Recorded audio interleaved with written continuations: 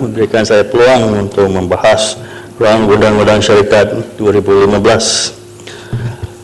Pertamanya saya mengucapkan tahniah dan syabas kepada Kementerian Perdagangan Dalam Negeri, Koperasi dan Kepenggunaan, Suruhan Jaya Syarikat Malaysia (SSM), Jawatan Kuasa Semakan Semula Undang-Undang Korporat atau Company Law Reform Committee (CLRC) dan Jawatan Kuasa Konsultatif Isu-Isu Perakaunan atau Accounting Issues Consultative Committee (AICC) menerbitkan rang Undang-Undang Syarikat 2015 yang kandungannya 620 fasa dengan 13 jadual.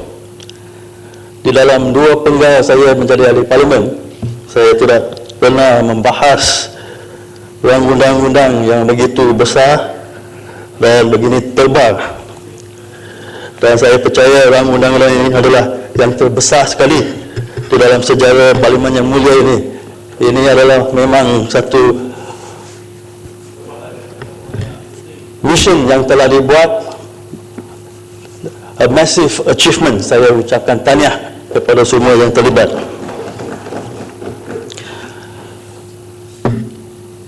Seperti yang dikata oleh Tanah Merah tadi, sejak Akta Syarikat 1965 dikuatkuasakan pada 1966, 35 kali ditunda dengan cara piecemeal.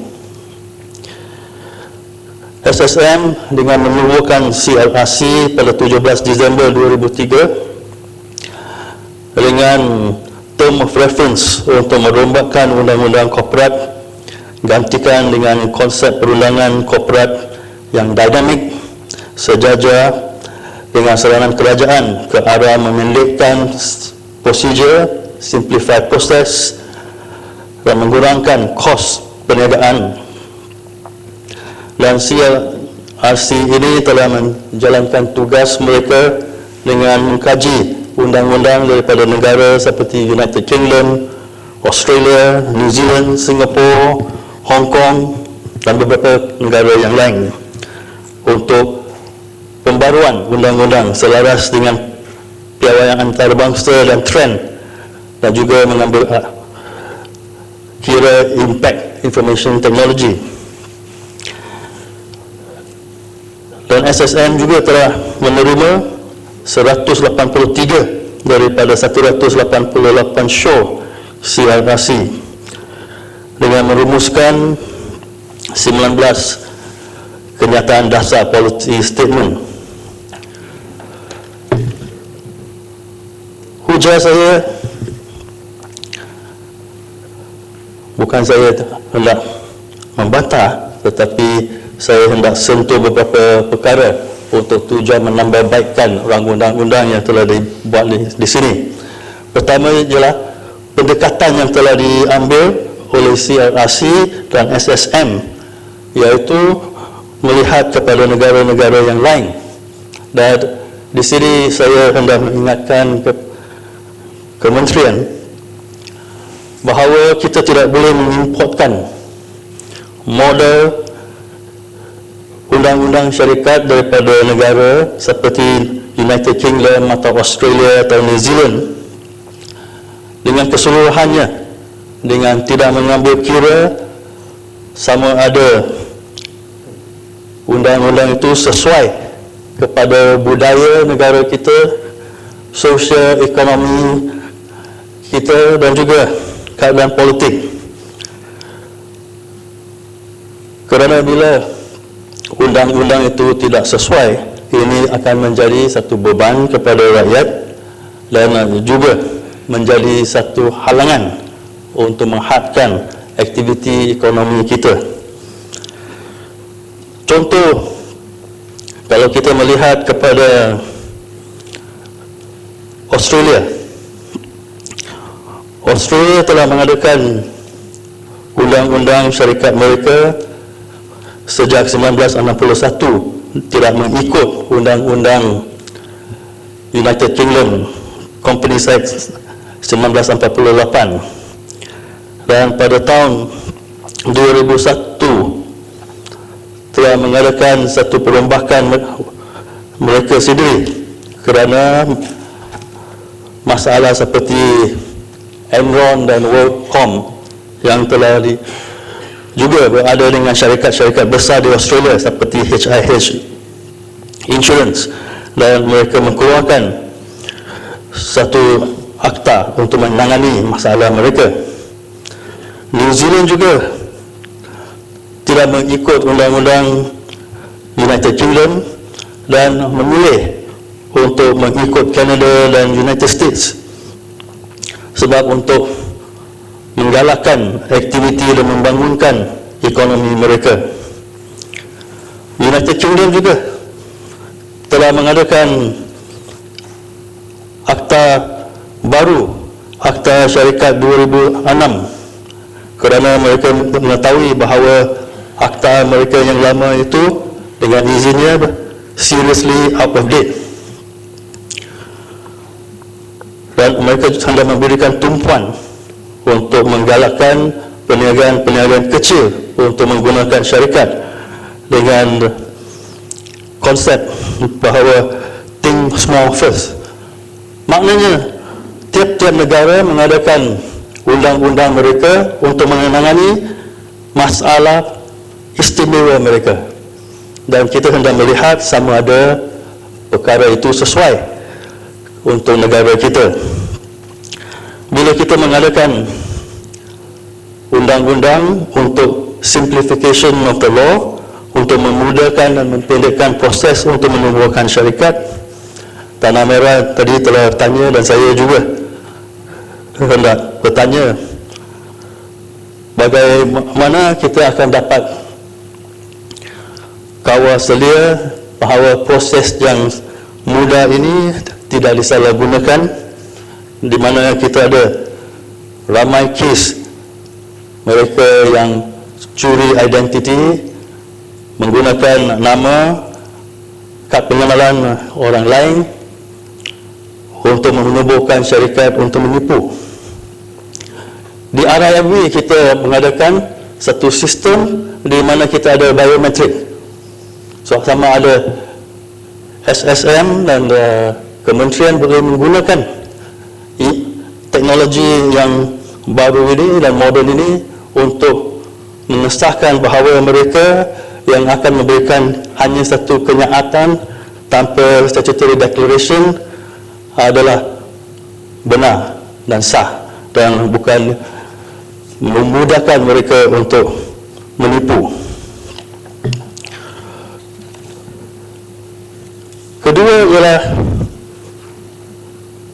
satu inovasi bahawa tidak perlu untuk mengadakan satu perlembagaan. Pada saya, ini bukan satu perkara yang baik, kerana memang penting bila kita mengadakan satu hubungan di antara dua orang untuk mengadakan satu basic document supaya mereka mengetahui syarat-syarat tentang perhubungan itu. Persatuan juga mengadakan satu perlembagaan bagaimana kedua-dua pemegang saham akan mengadakan cara menentukan hak dan kepentingan mereka kalau mereka tidak ada satu basic dokumen seperti perlembagaan. Mengikut rang undang-undang ini, bila syarikat sendirian tidak mengadakan perlembagaan, hak mereka adalah seperti di dalam rang undang-undang ini. Kalau kita melihat seperti yang saya telah menunjukkan, tebal dan rumit. Datuk K.C. Wara, pengerusi CRRC, pernah berkata tentang Akta Syarikat 1965 bahawa kalau melihat ke dalam Akta Syarikat itu adalah seperti dengan izin a wilderness. Ya, berkata bahawa even lawyers get lost in the wilderness. What more the men and women who are to run the companies. dan peguam dan akaunten mereka juga ada akses kepada laporan undang-undang. Tetapi orang biasa, mereka tidak akan mengadakan law reports untuk mengetahui apakah hak mereka dan apakah kepentingan mereka, dan sama ada pengarah-pengarah itu telah melakukan sesuatu yang mereka ada berhak untuk membantah. Ini memang menjadi satu perkara yang begitu rumit kalau kita banding dengan apa yang kita ada dengan satu dokumen yang simple seperti table A di akta. Semuanya boleh tahu dengan jelas dan dengan satu cara yang convenient supaya mereka tidak hendak membaca akta ini. Ini juga telah dibincang dalam law reform di Australia, dan Australia juga telah membuat keputusan bahawa memang pentingnya untuk mengadakan satu memorandum dan articles of association, bahawa untuk melihat saja kepada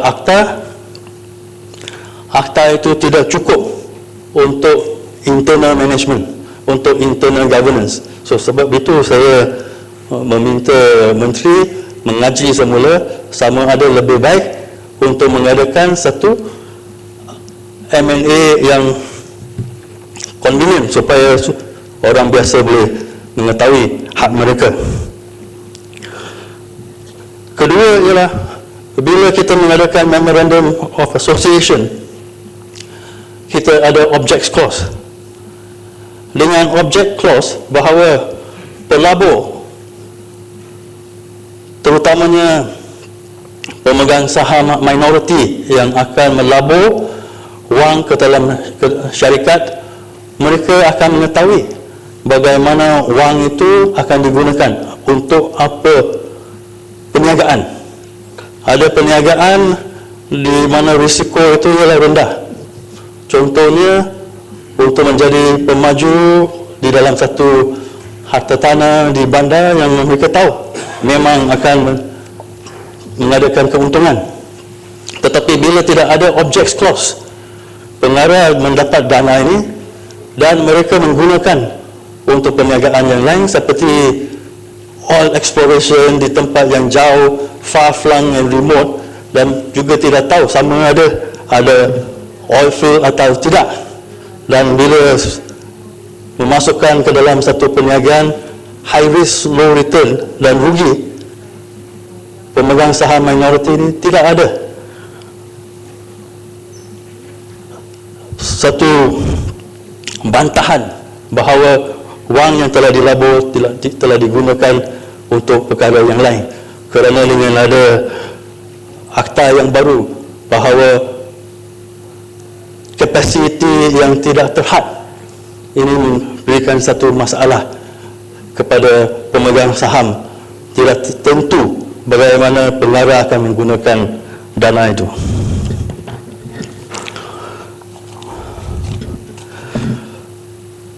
Dan bila kita melihat kepada keadaan di Malaysia, kita bukan seperti di United Kingdom yang hendak menggalakkan peniaga-peniaga kecil untuk menubuhkan syarikat, kerana kita ada registration of business.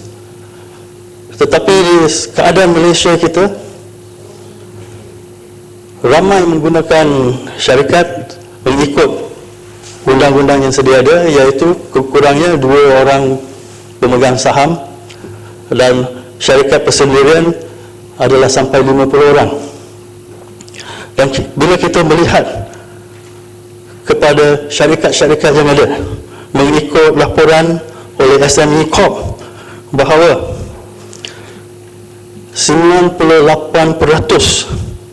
daripada syarikat 662,030 adalah peniaga kecil dan sederhana, PKS, dan PKS adalah majikan kepada 60% bekerja di negara dan juga menyumbang 50% kepada KDNK, dan 90% dalam sektor perbuatan adalah PKS. Ini menunjukkan bahawa kita mengadakan syarikat begitu ramai, di mana juga ada pemegang saham minoriti, dan mereka juga hendak dipelindungkan, dan hanya mengadakan Articles of Association dan Memorandum of Association. Ada satu basic document, baru mereka mengetahui syarat-syarat tertentu. So saya meminta Menteri untuk melihat semula, untuk mengadakan satu simple M&A seperti yang kita masih ada. Perkara ini juga telah dikaji oleh Hong Kong Law Reform Committee, dan mereka menolak cadangan di Hong Kong untuk bahawa tidak perlu untuk mengadakan perlembagaan, dan mereka memutuskan bahawa memang perlembagaan itu adalah penting.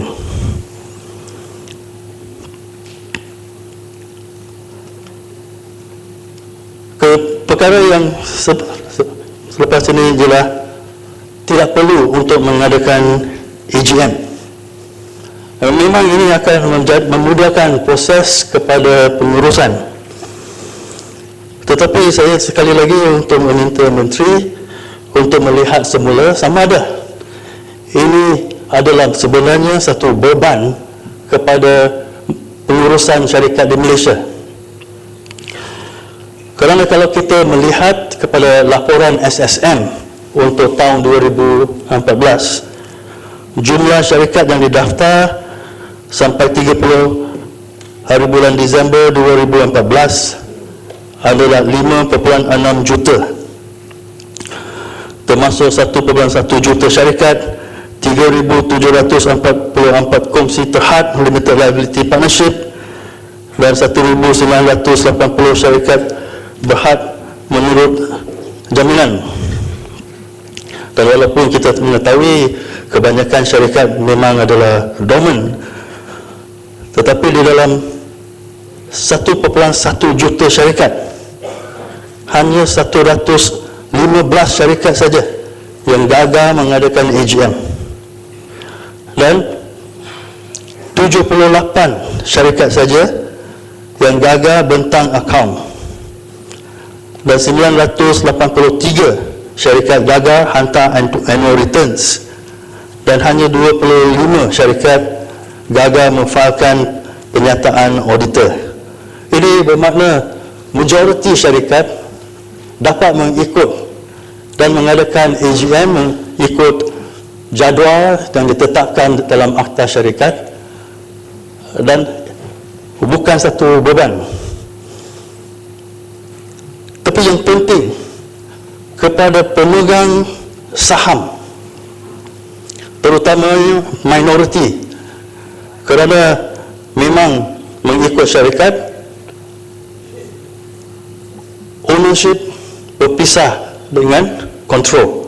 Kontrol diberikan kepada pengarah, dan hanya 1 tahun pemegang saham dapat satu peluang untuk berjumpa dengan pengarah yang telah mengambil wang mereka, untuk bertanya dan soal hala tuju syarikat, masalahnya bagaimana wang mereka telah digunakan, dan apa keuntungan, apakah dividen.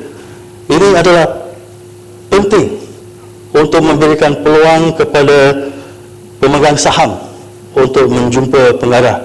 Walaupun akta ini, baru ini memberikan kuasa kepada pemegang saham untuk meminta mengadakan satu mesyuarat, tapi kita hendak tahu budaya kita, budaya rakyat Malaysia bukan seperti budaya di United Kingdom atau Australia. Kita tidak selalunya dan biasanya memanggil satu mesyuarat supaya kita hendak jumpa pengarah. Kita hendak mengetahui budaya kita.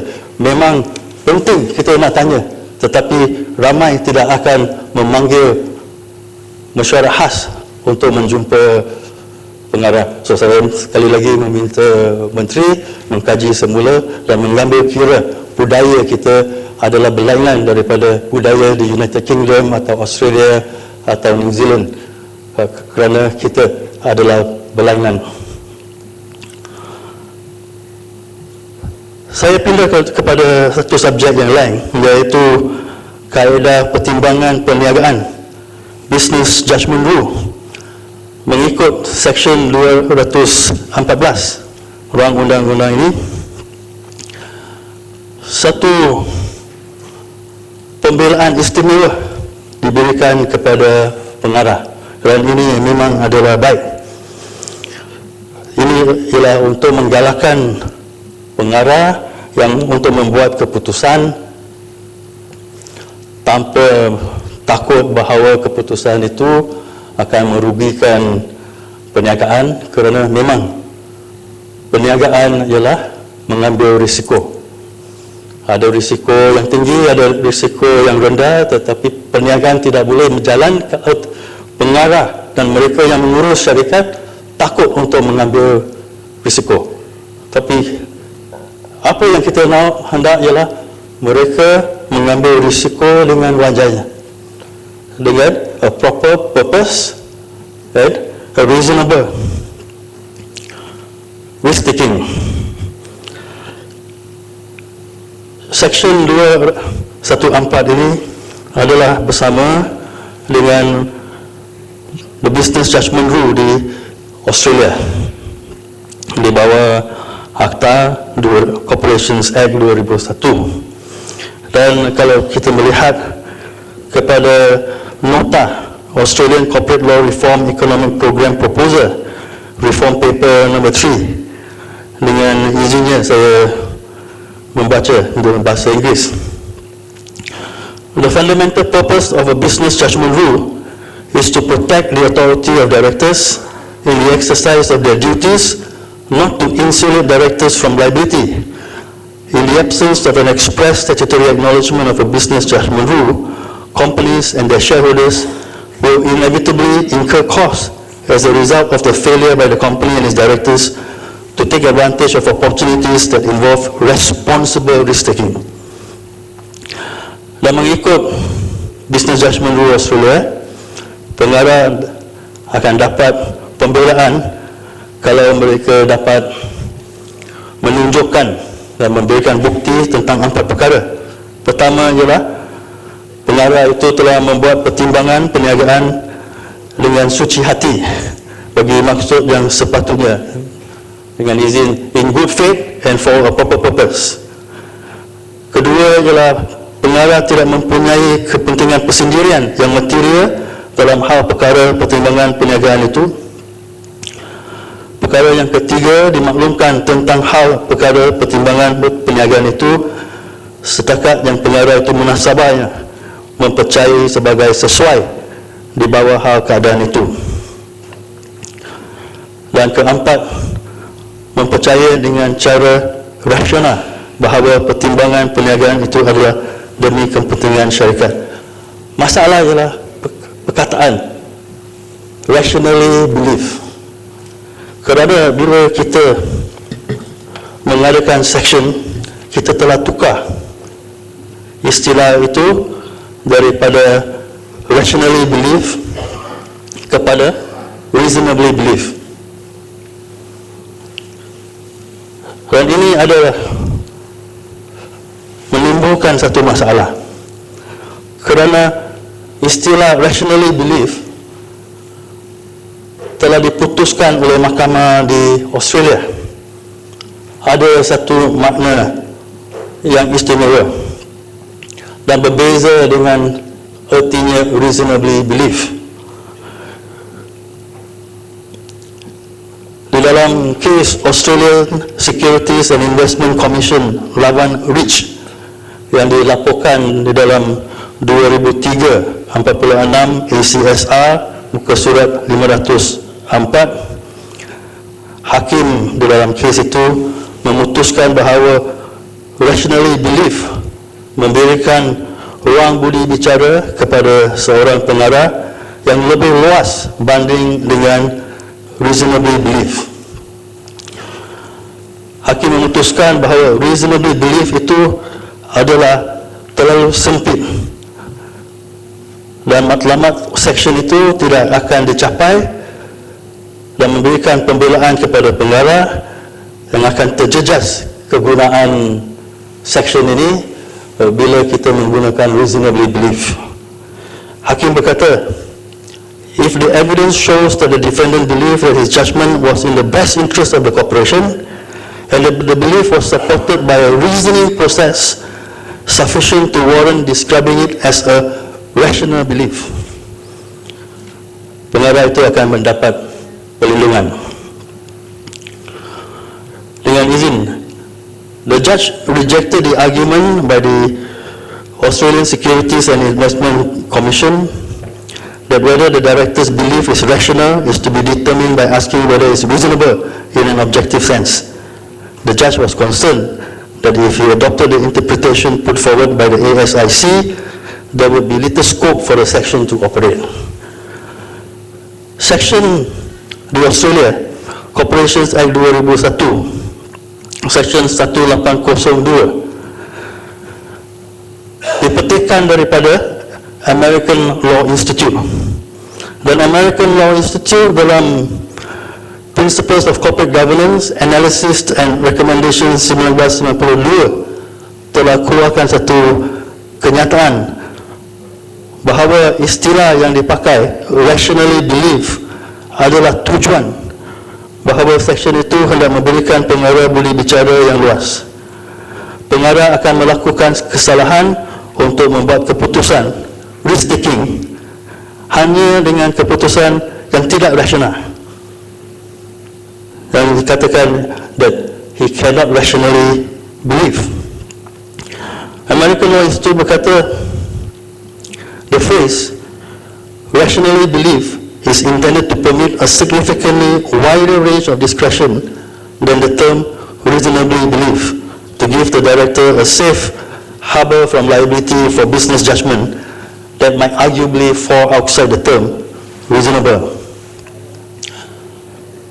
Di Malaysia kita juga di dalam Akta Syarikat 1965 sudah memakai business judgment rule di dalam section 132(1)B,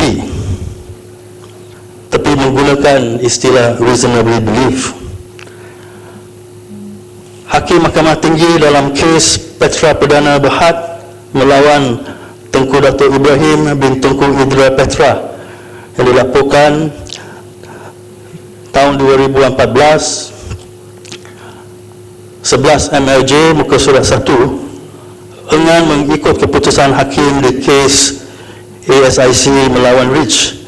Hakim Mahkamah Tinggi memutuskan bahawa makna rationally believe dan reasonably believe adalah sama. Tetapi ini kurang memuaskan, kerana ini adalah keputusan hakim Mahkamah Tinggi, dan seperti yang kita tahu, hakim di Mahkamah Tinggi yang lain tidak ada obligasi untuk mengikut keputusan yang dibuat, dan keputusan ini boleh ditukar oleh Mahkamah Rayuan dan juga Mahkamah Persekutuan. Kerana ada satu prinsip untuk statutory interpretation, iaitu bila Parlimen dengan sengajanya menggunakan istilah perkataan yang berlainan daripada asal, maknanya tujuan ialah untuk mengadakan satu erti yang berlainan dan yang berbeza.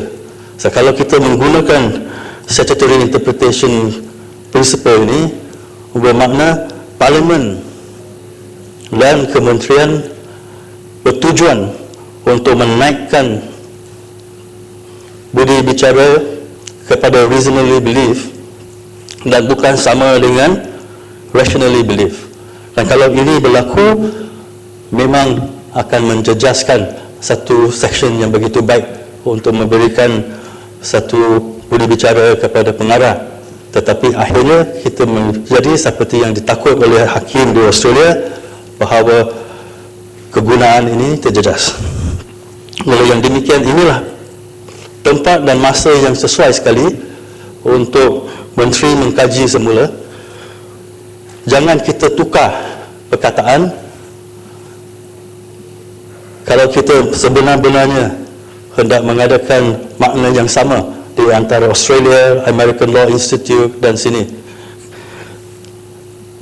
Kalau kita ada satu tujuan yang berbeza, saya meminta menteri untuk memberikan penjelasan mengapa kita menggunakan reasonably believe dan tidak menggunakan rationally believe, supaya ini ada dapat di dalam Hansard dan akan memberikan bantuan kepada mereka yang hendak mencari apanya tujuan kita tukar istilah yang ada. Saya mengalihkan kepada satu perkara yang berlainan, iaitu tentang kewajipan dan tanggungjawab pengarah.